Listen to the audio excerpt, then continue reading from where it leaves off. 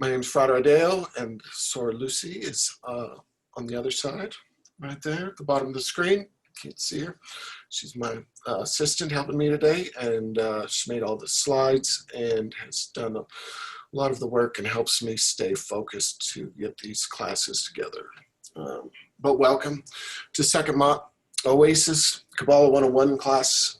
Today we will be going over the 31st path on the Tree of Life. And just so you know, we are in a time where if you're not a dues paying member and if you have an extra $10, it would be great if you could send it as a donation. The class is free, but if you can make the donation, all the better. It helps us keep our doors open, helps us keep the ability to do classes like this in the future, and it keeps our rent paid. We still have to pay rent. We still have a temple that we are not allowed to attend yet, but that space still needs paid for. And the other thing as well, I may not pronounce Hebrew the way you pronounce Hebrew, but luckily for us, it doesn't really matter. Do it to the best of your ability, and the focus and the intention is where it's at. And from there, if I say something that bothers you, yeah, I guess you'll deal with that and we'll keep on moving. So anyways, I say that lightheartedly, but some people take it pretty serious when you pronounce things wrong, or maybe give something they don't agree with, but that's for them to deal with. So speaking of which, tonight we got the perpetual intelligence. It's the 31st path. It connects Malkuth to Hod. Malkuth is, we've already went over. If this is your first joining us, it is the physical realm. It's at the base of the tree. And so this is our second step.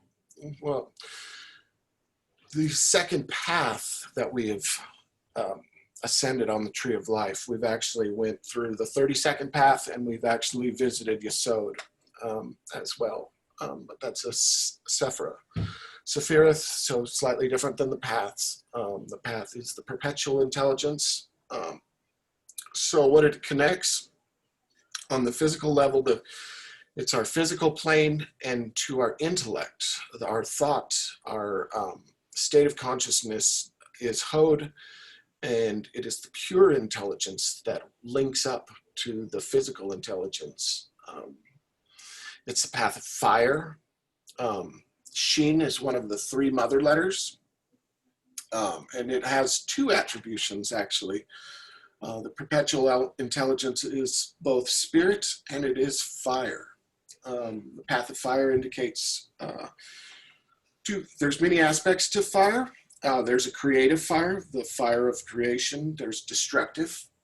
And because you can't really create anything until you've made a place for it. You can't, you have to destroy before you can build. You have to dig the dirt. You have to move the things out of the way. You have to digest is another example. We'll talk about the letter Shin here in a minute, but it's very fitting for it to be fire and destructive. You can say it's tempering. We shed our physical connection to aid us in our ascent on the path of return.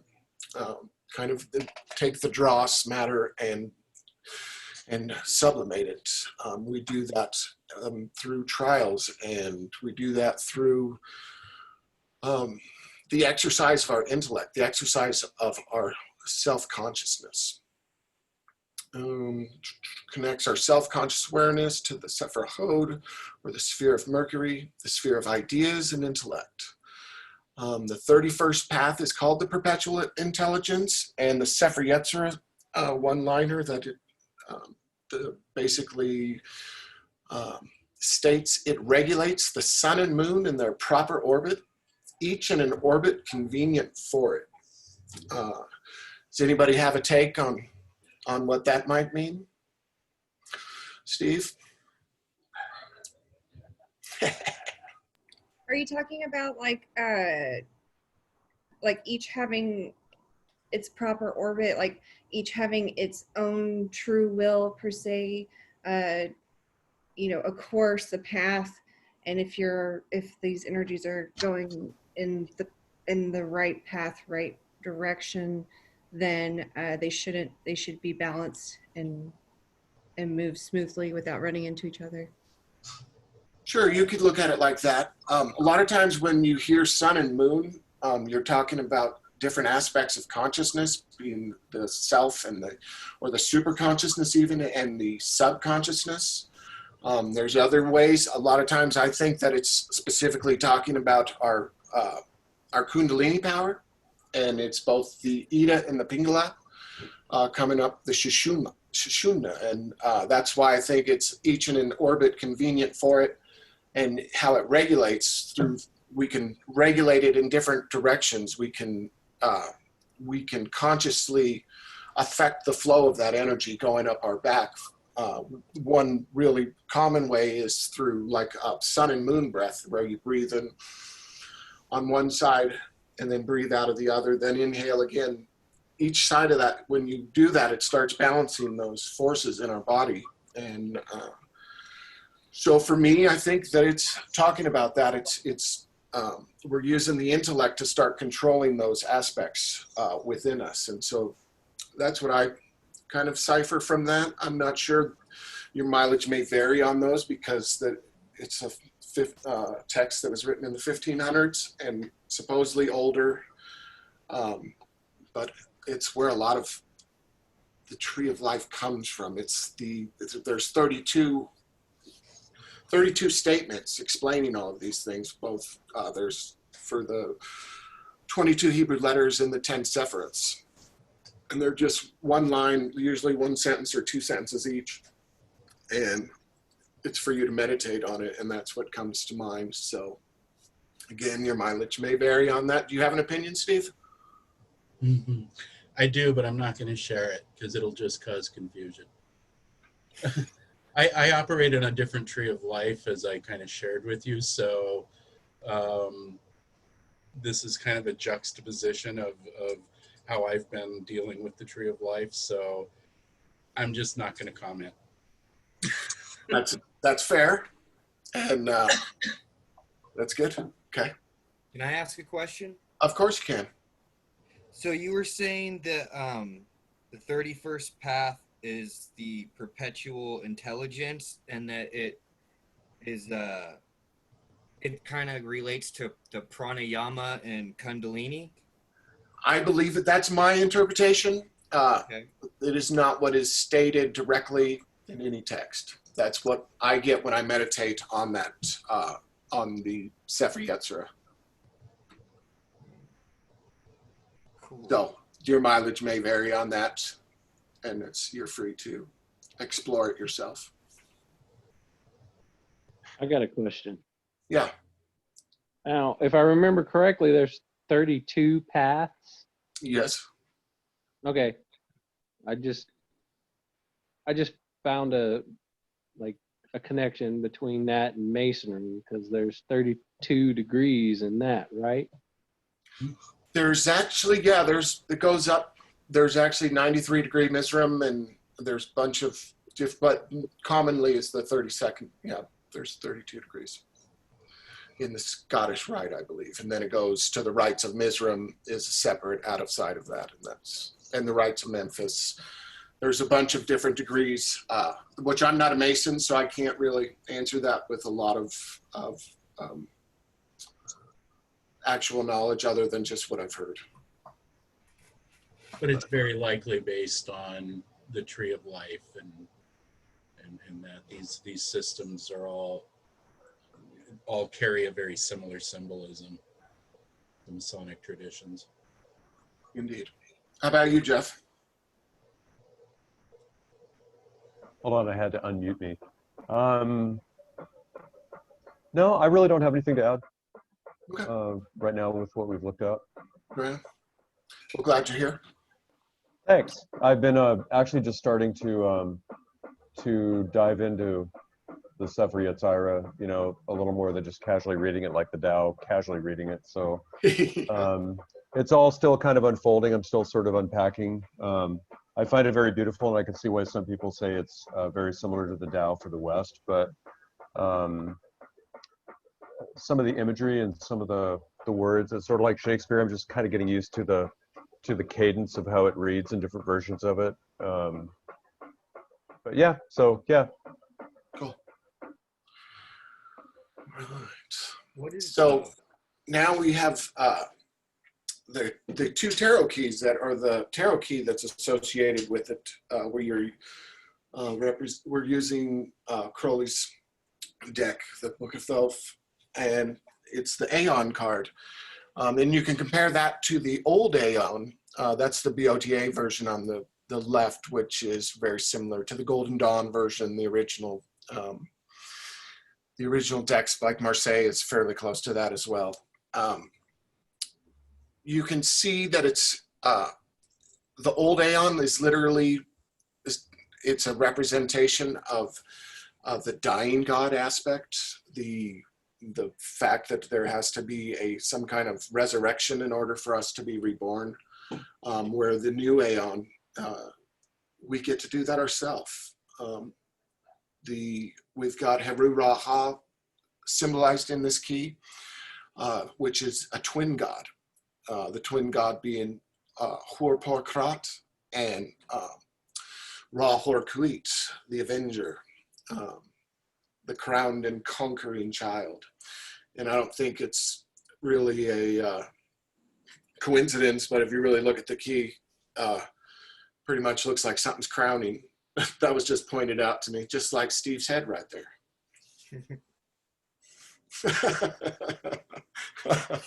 Yeah, thanks for the visual. Right at the center of the key. And what does that represent? We've got a Shin right in the middle of it, another element of fire. We've got Nuit on the top. Hadit is at the base, at the bottom of what would be crowning. It's the winged solar disk. And when you think about what it means, you've got the superpower coming through the function of subconsciousness. So it's a subconscious card, even though it's fiery in nature, and even though it's very active in nature, the consciousness it's representing is a subconscious power. Shin has a value of 300, which means tooth or fang. That's what I was getting to earlier when I said it's fitting to be destructive, and the act of chewing something is the first destruction that has to happen, so that the fire in your belly, your acids, your stomach acids, which you can symbolize as the fire, has to break that food down and get the nutrients from it so your body can absorb it.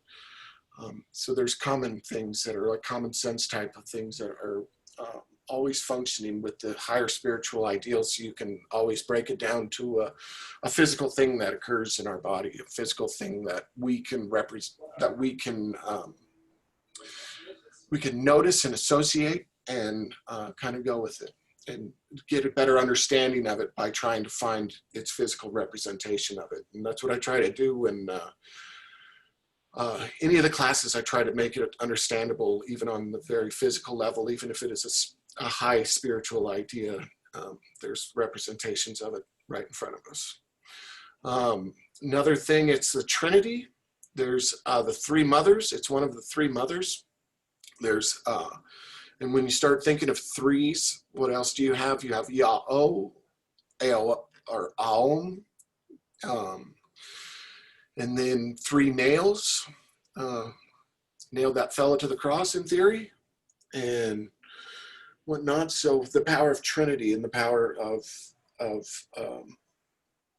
three sets, basically this and this mixing to make a new, basically the polarity, and then a new birthing, a new form given forth, which is again Heru Raha represented right here in the center of that card. It's a very powerful card. There's a lot going on in there, and if you didn't get a chance to meditate on it much this week, please do when we're done. It's got a lot to bear.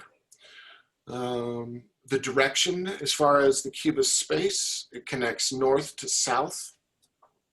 It connects, the south is Resh, and the north is Pe, which would be represented by the sun and the tower key. And we'll get back to a little bit more about the cube a little later. The color associated is C natural, and the color red. It's said that basically the tone of C vibrates. I didn't look this up as far as the actual scale, and I don't quite remember, but the theory is that the vibration of the note C, if you were to double it and double it and double it and double it and double it and double it and double it and double it until you got to the vibration of light. Once you have the once you get to the light scale, you would be vibrating at the color red, and that is the theory behind that. I haven't ever done the math, but I've read it a lot, and I don't know if I do. I've heard somebody argue at one time and said it actually came up to green when he did it, and I believe that he did it. So your mileage could vary on that too, but it is what's written on most books and most things about sound and color and sound and vibration. That sounds like a project for Jeff. Yes, I agree. Yeah, it might be one of those things that I get interested in. Cool. I'd be interested to know how many times you have to double it to get it to this. I don't know, sinusoidal waves, which I would have to be dealing with, are really funky things, especially when you start phase shifting them. So yeah, I'll look into it a little bit more. It sounds Cool. kind of interesting, actually. Right on.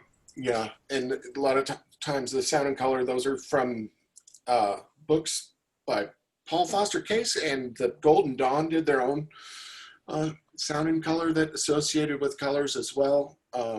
And they even come from a slightly older book called the Macrotomes. And so at least that's on my research of where all that is. So I wonder too, I'm sorry, I didn't mean to. No, go ahead. Well, I wonder too, and I haven't started looking at, and I have a couple of like 777 and some of the magician's tables and stuff like that, but I'd also be interested in looking at other correspondences of just C major. I mean, C major produces a feeling, and I'm wondering if they went after more than just the math of it, if they went after, maybe some cultural ties or things that major scales played in their religious music or whatever. So I'm interested in where those scales came from besides just vibratory and how they match up with color scales. But anyway, I'll stop. Cool. Yeah, and the interesting thing about even my friend's argument about the fact of it not coming to the right color, it came up to green, which is its complementary color. So it's actually its opposite. So in the whole sound and color scheme, that's what you would be actually getting, the red reflection, because you're working with its opposite. So it works out either way. But speaking of color, we've got the path color in the King's scale. Absolute is white merging into gray and a glowing orange scarlet. In the Queen scale, you've got deep purple, black, or vermilion. The Emperor scale, the 7 prismatic colors, violet being on the outside, scarlet flecked gold. In the Empress scale, you have white, red, blue, black, vermilion, and flecked crimson and emerald. There's 2 color scales because you're dealing with the fire and the spirit. So, all right. So spelling out Shin with tarot, which is another way to understand a term, which I do every week or every time we do a class, we go over this as well. If you just lay out your tarot keys, you can kind of see and kind of get a better understanding of what a letter might or a word may mean to you. Again, there's a lot of subconsciousness and a lot of action going on behind the scenes. You've got the fire at the end with the Scorpio key, but it's also a controlled fire. There's different aspects in that card. You have the vibration, the snake, and you've got the gases, and then you have the eagle at the top of them, all representing different aspects of heat. And the hermit is Virgo, and it has to do with bodily functions. It regulates the stomach area, and so you can look at it like that, kind of behind the scenes again. The Aeon card, again, like I said, it's a subconscious card with the all power pushing through it and working through it physically, coming through the subconsciousness. It's also an interesting view when you look at it in the actual correct order, which would actually be right to left, starting with Shin, being that fire, being the fire of life. The hermit, which is Virgo, which is kind of earthy, and that in that individual manifestation, which results in death, you know, and that cycle of life that continually repeats. Yeah, definitely. Hebrews always read from right to left. I went through them backwards because I was focusing on the fire thing, but you are correct. It does go the other way indeed. Looks kind of like spiritual composting, actually. Yeah, exactly. And in the end, that death key, it's the appearance of death. You know, that's ready to make a new beautiful. That it's not really a death that most people consider death. That is the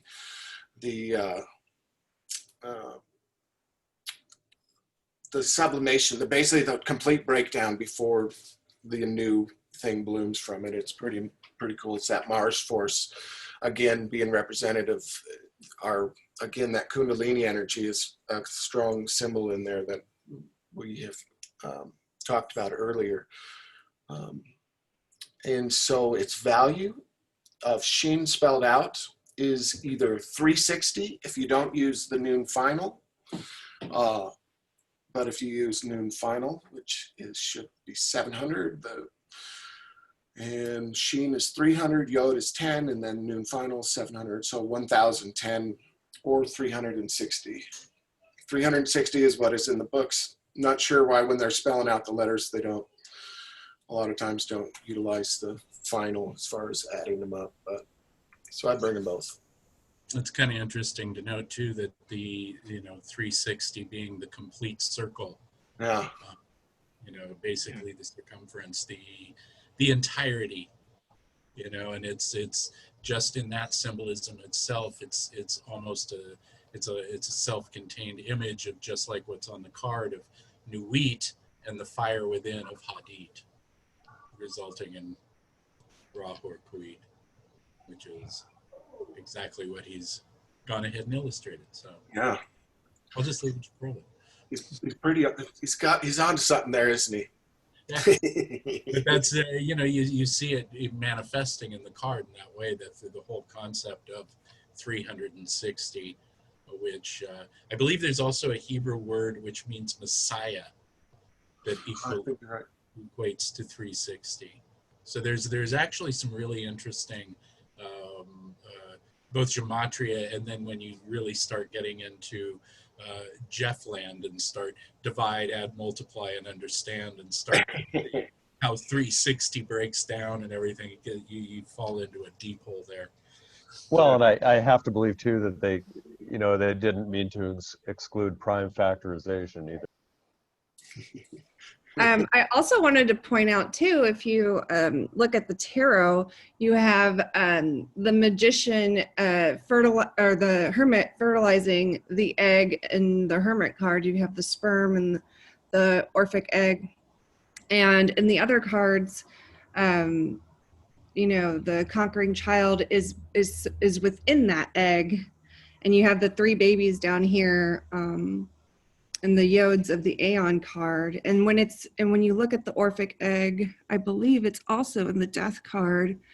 It's like surrounded by all that putrefaction, which is, heating up that egg and causing that like alchemical change to occur for like the process of creating life within itself to come forth. Yeah, I believe that's supposed to be inside the egg, actually, the death card. Right. Okay. I do believe. Or maybe that's what's heating up the egg, and then it's the... No, I think it is on the inside, if I remember correctly. You know, Steve? No. Can't hear you. Sorry, I'd have to check, and I can go look it up if you want. But No, that's okay. Just I've got a comment. I know that traditional representations of the death card often contain the Boda card, for example, contains a seed. There's a picture of a seed in the thing, which is essentially the same thing. You know, Right. that's the egg that contains the life from which it springs, et cetera, et cetera. So, I mean, that's symbolism that just goes with that card. And plus, then you also have that little figure that's kind of between the skeleton's legs right there. You can kind of see the... So, Mm-hmm. I don't know if that works into the egg or not. But... Yeah. All right, cool. What were you going to say, James? Did you freeze up? Oh, good old Zoom. Okay. And I'm going to go ahead and read about the Aeon card real quick before we move on, just from Crowley's interpretation of it, because it's actually a fairly short one. And since we're working with it tonight, I'm going to go ahead and read it. In this card, it has been necessary to part completely from the tradition of the cards in order to carry out on that tradition. The old card was called the Angel, or the Last Judgment. It represented an angel or messenger blowing a trumpet attached to which was a flag bearing the symbol of the Aeon of Osiris. Below him, the graves were opening and the dead rising up. There were three of them. The central one had his hands raised in the right angles at the elbows and shoulders so as to form the letter Shin, which refers to fire. The card therefore represented the destruction of the world by fire. This was accomplished in the year of the Vulgar era, 1904, when the fiery god Horus took the place of the airy god Osiris in the east as Hierophant. See Atu 5.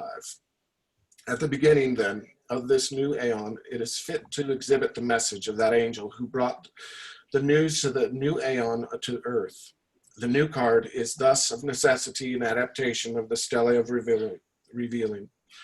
Around the top of the card is the body of Nuit, the star goddess, who is the category of unlimited possibility. Her mate is Hadit, the ubiquitous point of view, the only philosophically tenable conception of reality.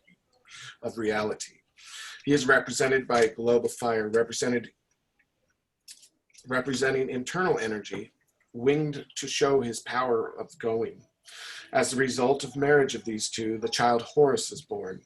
He is, however, known under his special name, Heru Ra-Ha, a double god. His extroverted form is Ra-Hor-Kuit, and his passive or introverted form, Hor-Par-Krat. And think about the formula of the Tetragrammaton. So he is also solar in character and is therefore shown coming forth in the golden light. The whole of the symbolism is thoroughly explained in the Book of the Law. It should, by the way, be noted that the name Heru is identical with Heru, the great angel set over tarot. The new tarot may therefore be regarded as a series of illustrations to the Book of the Law. The doctrine of the book is everywhere implicit. At the bottom of the card, we see the letter Shin itself, a form of a suggestive of a flower, and 3 yods are occupied by 3 human figures arising to partake of the essence of the new Aeon. Behind this letter is a symbolic representation of the sign of Libra. This is the 4th shadowing of the Aeon, which is to follow this present one, presumably in about 2,000 years, the fall of the great equinox, when Hermakes shall rise and the double-wanted one may assume the throne and place. Present Aeon is too young to give more attention, sorry about that. The present Aeon is too young to give more attention to a definite representation of this. Sorry about that. One more try. The present Aeon is too young to give more definite representation of this future event. But in this connection, attention must be drawn to the figure of Ra Horkui. I am the Lord of the double wand of power, the wand of the force of Kafnia. But my left hand is empty, for I have crushed an universe and naught remains. There are many other details with regard to the Lord of the Aeon which should be studied in the Book of the Law. It is also important to study very thoroughly and meditate upon this book in order to appreciate the spiritual, moral, and material events which have marked the catastrophic transition from the Aeon of Osiris. The time of birth of the Aeon seems to be indicated by the great concentration of political power with the accompanying improvements in the means of travel and communication, with a general advance in philosophy and science, with a general need of consolidation in religious thought. It is very instructive to compare the events of 500 years preceding and following the crisis of approximately 2,000 years ago, with those of the similar periods centered in 1904 of the Old Era. It is a thought far from comforting to the present generation that 500 years of dark ages are likely to be upon us. But if the analogy holds, that is the case. Fortunately, today we have brighter torches and more torch bearers. I thought that would be kind of fitting for today time frame. You know, it's really, we are in a tumultuous time, and it fits really well. Talking about the consolidation of power and the fact that we could be going to the dark ages a little bit. So it's kind of fitting, and that's why I chose to read it. So sorry for my stumbling through it, kind of to reread a few, but it's all right. And Dan, I think James had posted in the chat his question Okay. about, let's see. So interested to see if Mashiach equals 360, and I'm not quite sure. Yeah, that's the Hebrew word for Messiah. Oh, okay. Could you look that up real quick, Vanessa? Oh, me? Sorry, I didn't know. I don't have my 777 with me. So Oh, just if you look up, just go into the back and look for the number 360, and you will. I've got it here. Okay, thank you. 360. Good Lord. No, it's not that word. I think the one you're thinking of is, I think it's 352 or 351. We'll look through here a little bit. Okay. There are a couple of Hebrew words that are Messiah. The other one, if I remember correctly, here it is, 360. No, 360. No, but wrong one. Sorry. Yeah, I'll have to look it up. But there is one word for Messiah that is also equal to the number of the serpent of temptation. Mm-hmm. And those two, but it's a different Hebrew word for Messiah than this one. But this one looks to be, if I'm reading this correctly, Hey, Mem, Shin, Yod, Hey. Mesh, I don't know how. Heshmaya or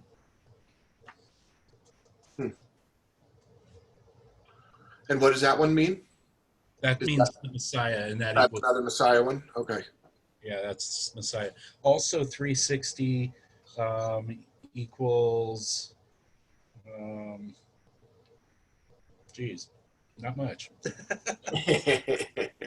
I mean, well, there's a few things in here, but you know, I mean, it's I don't know, it's his little code in here, like holy books and angels of Yesod of Binah. Now I've got one that says 360 is Mashiach, which is Mahashaiah, and then I don't know all the Hebrew letters. I see. I was looking at that first letter as an H. HS. I mean, I guess I do have it on my phone too. Where are you finding that one? Are you That finding? That one is in Godwin's. That's Oh, Angel 5Q Leo and Day Angel 7 Wands. Which? Yeah, the Angel 7 Wands. Yeah, that's the, and it's under 360, but that's in the it's not in It's in- 777. it's in It's Godwin's. the Kabbalistic Encyclopedia, Godwin's Kabbalistic Encyclopedia. It's not really the same tradition, but it did have it listed under 360, just so you know, James. Okay. Interesting. Cool. Maybe it's a misprint in this one. I don't know. No, there's a lot of times that I go back and forth between Godwin's and the Sefer Sepharith, and kind of bounce. There's a lot of words that he didn't choose to put in there. In theory, that was Alan Bennett's, and he made it, and then Crowley added to it. So it probably doesn't have, everything in there, because we're supposed to make our own and make our own little books. So it makes it something pertinent to us. So some of the other attributions of this path is the fire opal, pretty beautiful stone, red poppies, hibiscus, sulfur, olibanum, and which is an incense. The disease that's associated with this is actual death and fever. Spirit and hearing is associated with this path, and that might have been old Aeon as well, but still, as far as the trumpet being blown and we're hearing the call. Chaya and Yechida are the parts of the soul, and that would be coming from both your spirit and the element of fire. Even though it's at the base of the tree, since it's the mother letter of fire, you go back to the Tetragrammaton, and Chokmah being Chaya, with the very tip of the yod going up into Kether, which is where you get the Chaya, or element being represented there. The magical vision is the vision of the genius, and I think that has to do with getting your ducks in a row, using your intellect, and becoming that genius of your own. It's that watching the machinery of the universe, and we talked about that was the vision of the last one, was the machinery of the universe, and now we're learning to work with that machinery and affect that in this path. Magical weapon. Again, I know that's not Coley's version of a wand, but it is a fire wand that you may make in both AA or a Golden Dawn tradition as well. The wand or the lamp is the magical weapon, or a pyramid of fire, and the magical powers associated with it are invisibility, transformations, evocation, and pyromancy. All of those sound pretty fun, I say. The animals associated with, real and imaginary, is the Sphinx, and specifically the Sphinx that is crowned and with a sword. And the Carib of fire, Arya, is the Carib associated with the ski. So the archangel is Michael, who is like to God. Angel is Aral, the lion of God. Egyptian gods associated with are Asar, Tum-Ashnith, Kalushknat, and Horus. Greeks are Hestia, Hephaestus, Iacchus, and Hades. Roman are Vesta, Pluto, and Vulcan. And I brought both of those pictures up to give a little seed visual for for our pathworking tonight. Both of those God's will come up in there. And so, without further ado, those are the works cited in the books I used to reference tonight's presentation. Images, where I got them. My assistant made this, Sor Lucy. That is the symbol which you're going to present. That's your talisman for your admission to the path tonight. If everybody's ready, back from your small break, begin by just taking a few deep breaths, a few deep cleansing breaths, and you'll start focusing your mind to your inner eye, your spiritual eye. Begin to visualize in your mind's eye and begin to experience this path.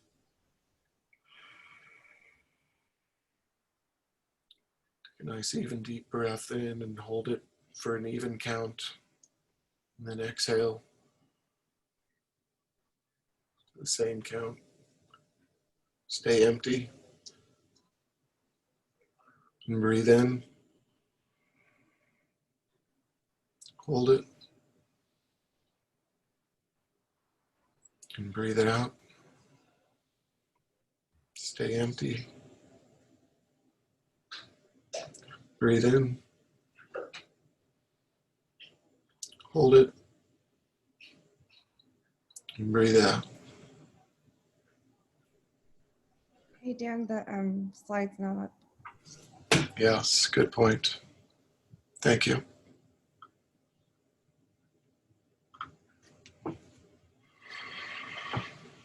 Take a minute to focus on the key that's on your screen right now. That is the gateway that you're going to project your consciousness through. Now that you've regulated your breathing, spend just a little bit of time focusing on it. That's your gateway, and that's your doorway that where you're going to enter the path of the perpetual intelligence.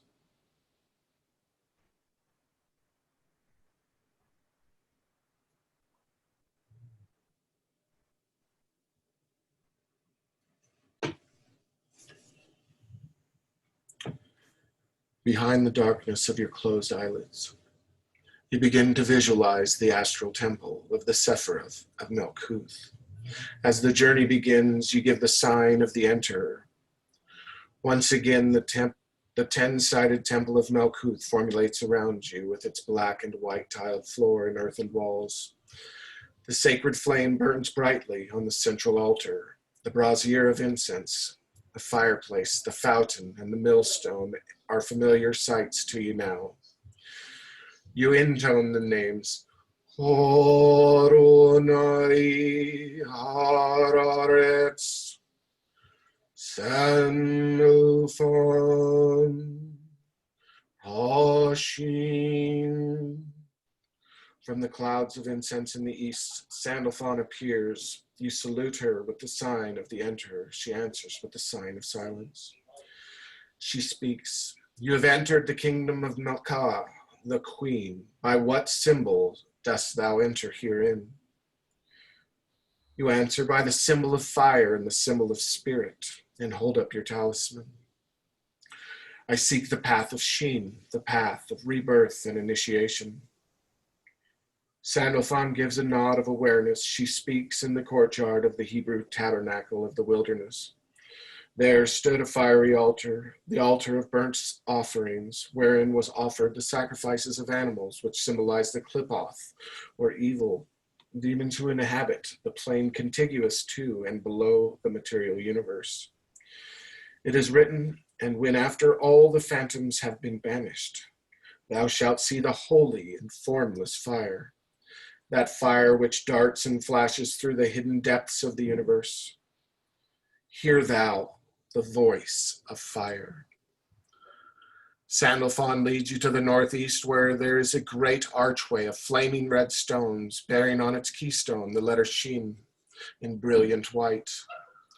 Before the door is a veil made of the tarot trump of Aeon. The archangel traces the fire triangle, and the veil parts and vanishes. The door leading to the 31st path is carved from pure fire opal. You then hold out the talisman and trace it within the letter Shin. The door opens outward and you begin your journey. You find yourself in a Greek temple. The great sanctuary is rectangular in shape, built from light gray limestone and surrounded on all sides by a Doric colonnade.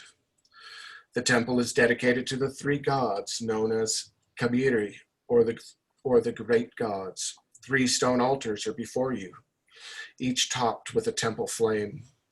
They are each engraved with one of the names of these gods, the great, the powerful, and the helpful.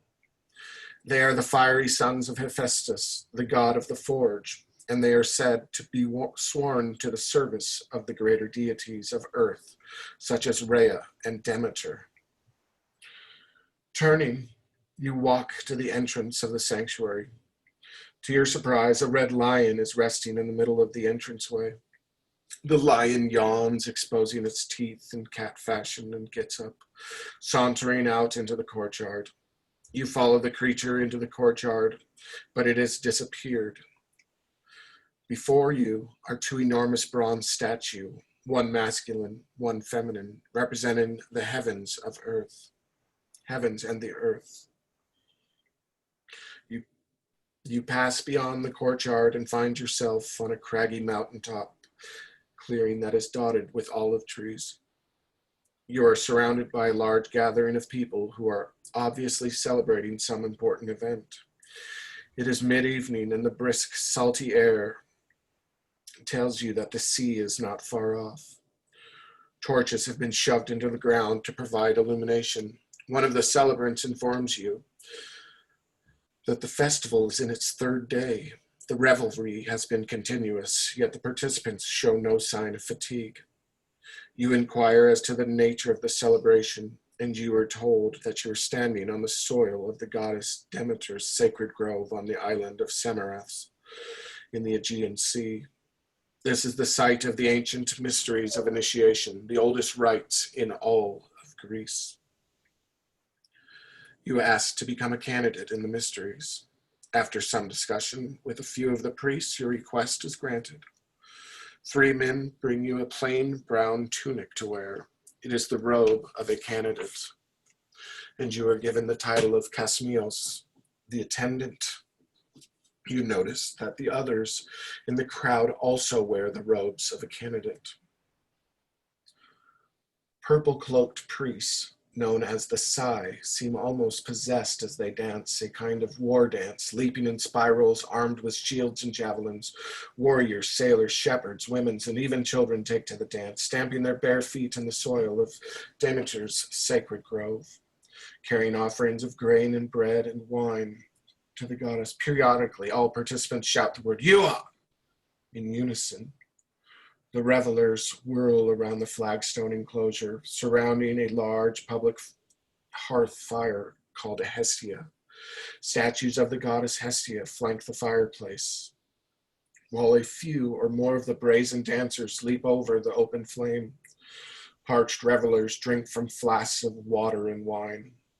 You expected to see great tables of exotic food, but there's nothing to eat. All offerings of food are strictly for the goddess. The participants have been fasting for 3 days. The sounds of reed pipes, drums, chants, and cymbals raise to a deafening roar that continues well into dusk. It is very noisy with celebration. With the full arrival of nightfall, the celebration turns more somber. Pine torches are passed out among the participants to be lighted from the Hestia.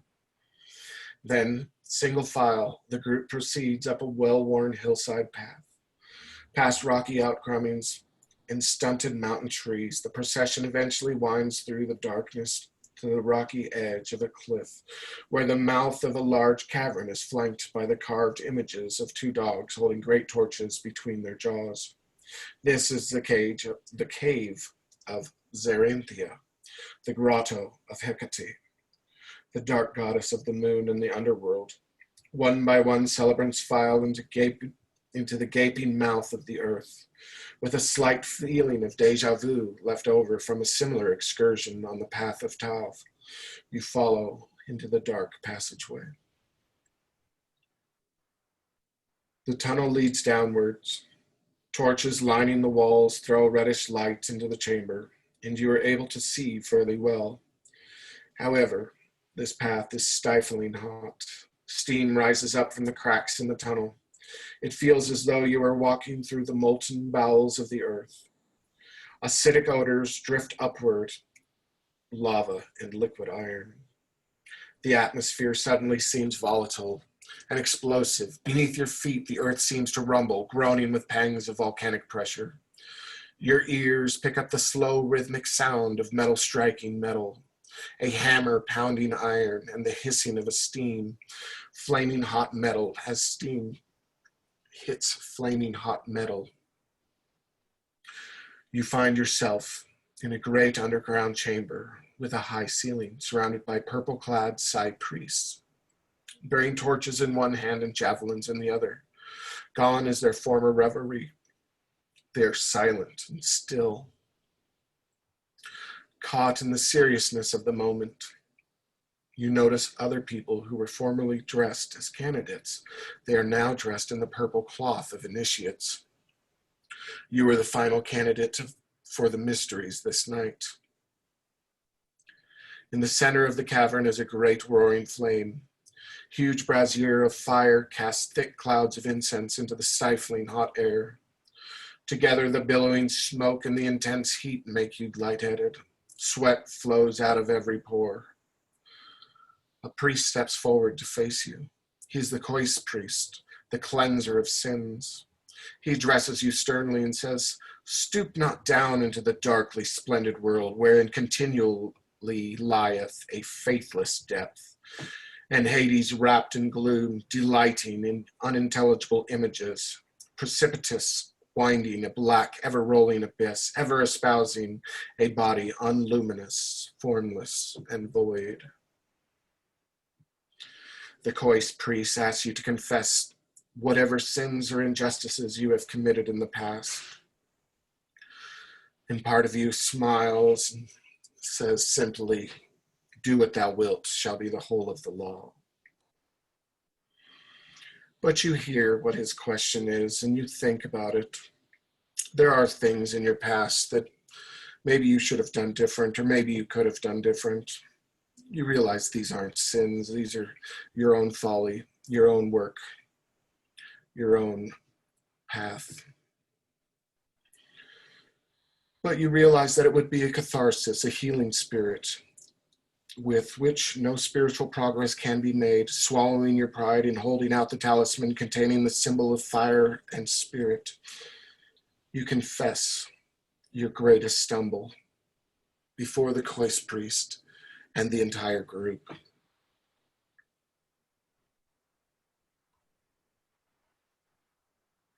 The side priests seem to fade from view as you begin to hallucinate from the lack of oxygen in the stuffy chamber. In the stifling mist, you see the face of the red lion. This transforms into the brilliant figure of a pure white sphinx in the midst of a flaming white-hot glory. The creature addresses you in your mind. The Sphinx of Egypt spake and said, "I am the synthesis of the elemental forces. I am also the symbol of man. I am life and I am death. I am the child of the night of time. I am the soul in the twin aspect, united to the higher by purification, perfected by suffering, glorified through trial. I have come where the great gods are through the power of the mighty name." Two priests come forward and grab you roughly by the arm, shoving you unceremoniously into the central flame. The heat of the fire envelops you. Your clothing is incinerated and the hairs of your body singed. The talisman of fire and spirit that you carry is utterly consumed. You feel intense pain as you endure this baptism by fire. But it is not an unbearable pain. Instead, you have a sense that all of your impurities, your body's toxins, and your personal vices are being burned away. Your sins are being purged from you. It's actually an exhilarating feeling. You hear the voice of the Sphinx as it speaks to you. All things which issue from the One, the source of sources, and conversely go back to the One, are divided into many bodies. For not in matter did the source of fire, which is in the beyond, first enclose his power in acts, but in mind, for the framer of the fiery world is the mind of mind, who first sprang from mind, clothing the one fire with the other fire, binding them together. The second intellect is a skilled worker. He is the dispenser of life-giving fire that fills up the life-giving womb of Hecate, and pours on the connectors of fruitful, and very potent fire. From the source of sources, the birth of multicolored matter leaps forth. From there, lightning bolts sweeping along obscures the flower of fire as it leaps into the hollows of the worlds. Thence a fiery whirlwind drawing down the brilliance of the flashing flame, penetrating the abyss of the universe. Thence all things extend their wondrous rays downward. From him leap forth all relentless thunders of lightning receiving womb of the shining ray of Hecate, who is generated from the Father. From him leap girding flower of fire and the powerful breath located beyond the fiery poles. The hands of the side priests reach in through the flames to grasp you. Their sinewy arms pull you out of the purifying flames. Steam rolls off your bright red naked skin. You are unsteady on your feet, but you are unharmed. The priests gently wrap you in the purple cloth of an initiate. They place a crown of olive twigs on your head. Before you, the vision of the Sphinx continues as the creature again speaks. After the self-generated source of sources thought his works, he sewed the bond of love heavy with fire into all things, in order that all might continue to love for an eternity. The soul, being a brilliant fire by the power of the Father, remains immortal and is the mistress of life. It fills up the many wombs of the world. The center of Hecate is born in the midst of the Fathers. In the left flank of Hecate exists the source of virtue. Around the hollow of her right flank, a great steam of the primordial generated soul gushes forth in abundance, totally ensouling light, fire, ether, and worlds. Since having filled all souls with a deep love, the Father mixed the spark of the soul with the harmonious qualities of intellect and divine will. To these he added a third, pure love, as the guide and the holy bond of all things. Unwearied doth nature rule over the worlds and works, and above the shoulders of the great goddess in the nature of her vastness exalted. Truly, Rhea is the source of the stream of blessed intellectual realities. For she, first in power, receives the birth of all these, her inexpressible womb, and pours forth this birth on all as it runs its course. The vision of the white Sphinx disappears. In its place is a vision of a burly smith god of Hephaestus, standing over an anvil, pounding red-hot metal with a hammer. Behind the god is the forge of the holy fire, the ever-burning flame. The piece of hot metal Hephaestus is working on seems to be triangular. The god holds the metal on the anvil with the iron tongs. The sweat of God forms fiery droplets at his brow, which fall on hot metal and evaporate with a hiss. The air is stuffy and humid with steam. Sparks fly whenever the hammer hits the metal. Your head begins to clear as the vision of the god fades. Before you is the Khois priest. In the palm of his hand he holds a triangle made of iron, like the one forged by Hephaestus. Before your eyes, the metal triangle becomes a white hot flame.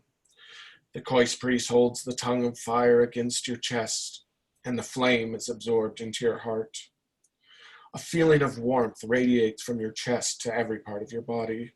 The priest explains, this is the sacred fire that was stolen from the forges of the god Hephaestus by the Titan Prometheus, whose name means forethought. Prometheus hid a brand of the eternal flame in a hollow stalk and carried it back to the world for humankind.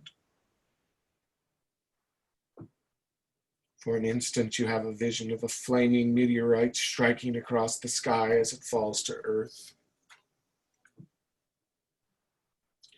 He did this so that humankind could develop the arts of civilization.